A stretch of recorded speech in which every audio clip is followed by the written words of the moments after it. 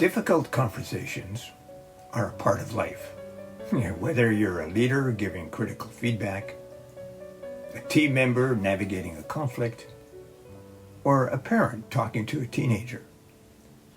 These difficult conversations often trigger anxiety, avoidance, or even resentment. And welcome back, folks, to our Coaching Talk series.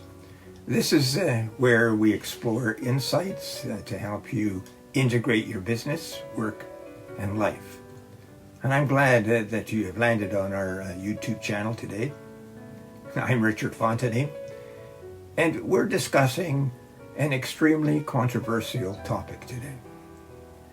How to have difficult conversations with grace.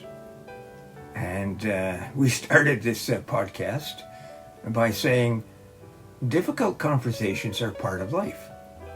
But here's the truth. Difficult conversations can be constructive rather than destructive. Now, when they are handled with grace, they can foster trust, inspire transformation, and strengthen relationships. So let's start with a quote by Douglas Stone, co-author of Difficult Conversations. They said, "The conversation is the relationship." Now think about that.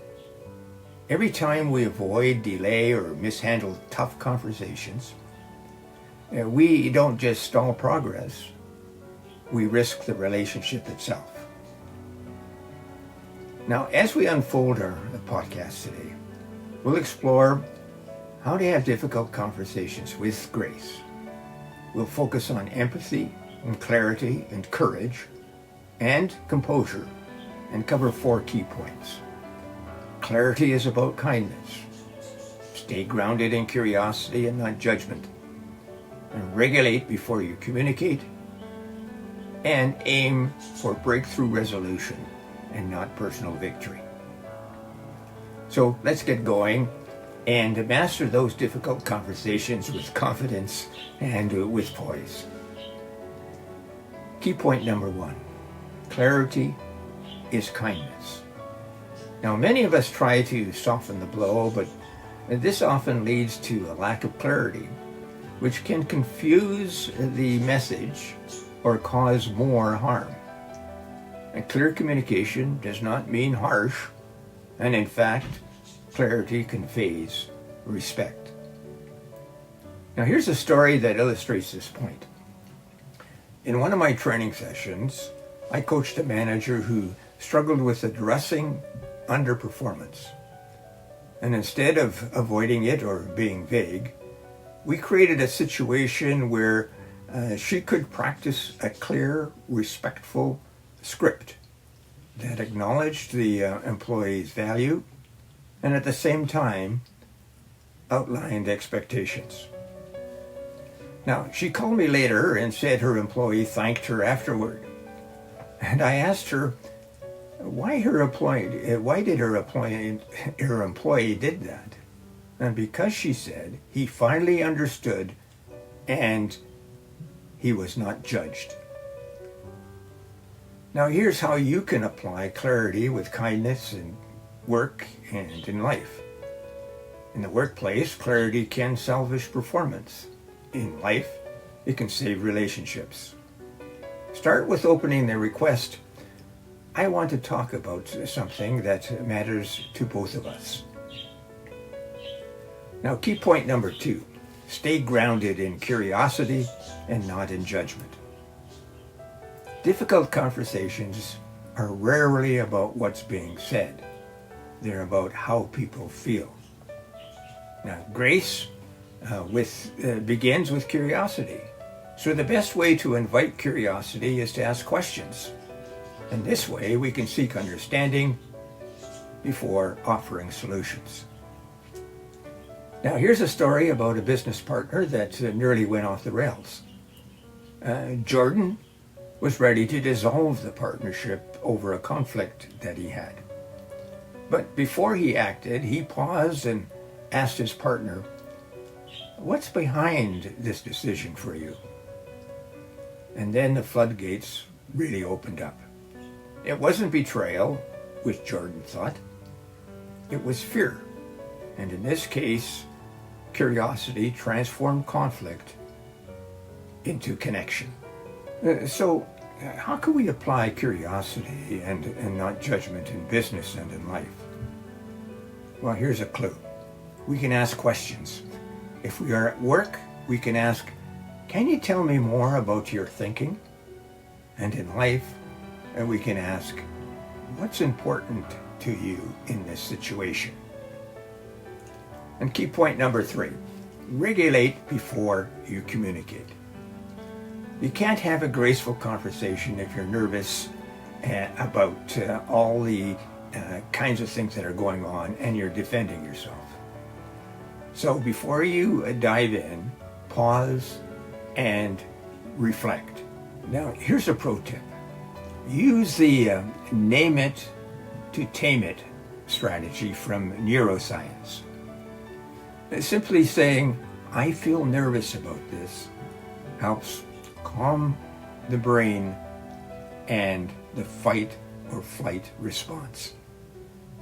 Now, here's another story. A client named Jack, not his real name for confidentiality reasons, had to confront his employee about a breach of an agreement. And we practiced grounding exercises that included deep breaths and a clarity mantra. And when the time came, he handled the conversation with ease. He spoke calmly and treated the employee with integrity and earned his respect. Now, here's how we can regulate before we communicate. So whether you're dealing with a boss, a partner, or a friend, grace begins with inner regulation. Emotions are valid, and they could include feelings of frustration, nervousness, anger, and even pride and joy. Just don't let them overwhelm you. Number 4, aim for a breakthrough resolution and not personal victory.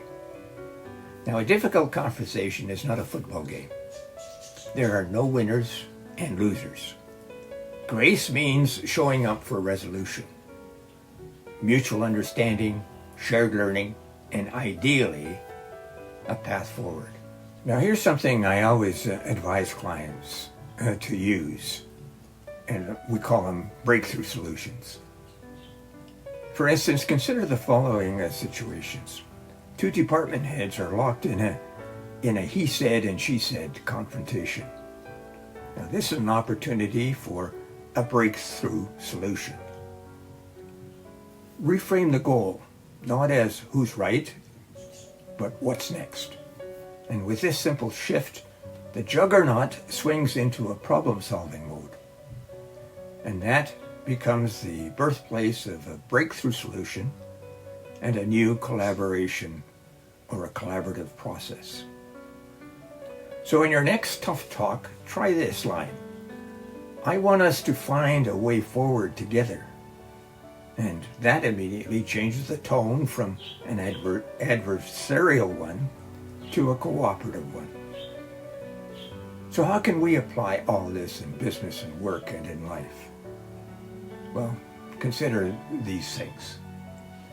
In business, tough conversations occur at every level, including managing underperformance, addressing cultural issues, terminating client contracts, terminating employees. And with grace, these moments become leadership opportunities and not liabilities.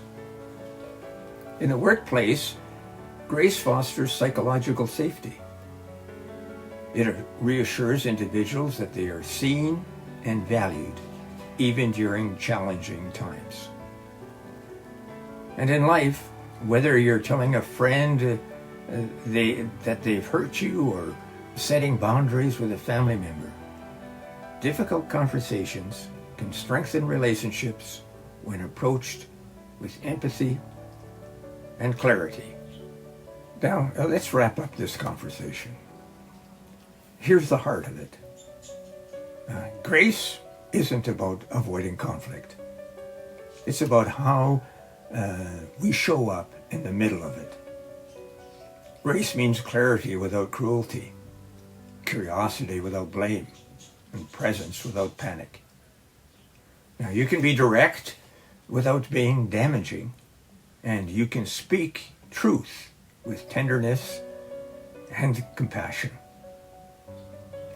Your next difficult conversation might be the most transformational one that you ever had.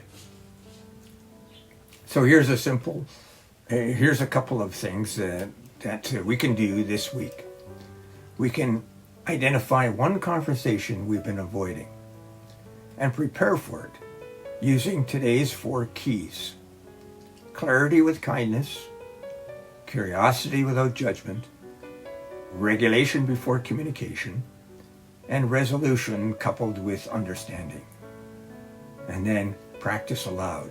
You know, clarity really likes rehearsal.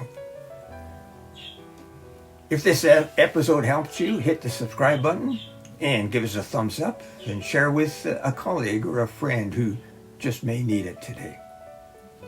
Oh, and before I go, remember we have 3 podcasts a week, one on Mondays, Speaking from the Heart, and one on Wednesdays, Coaching Talks, and one on Fridays on our other channel, Affiliate Marketing Secrets.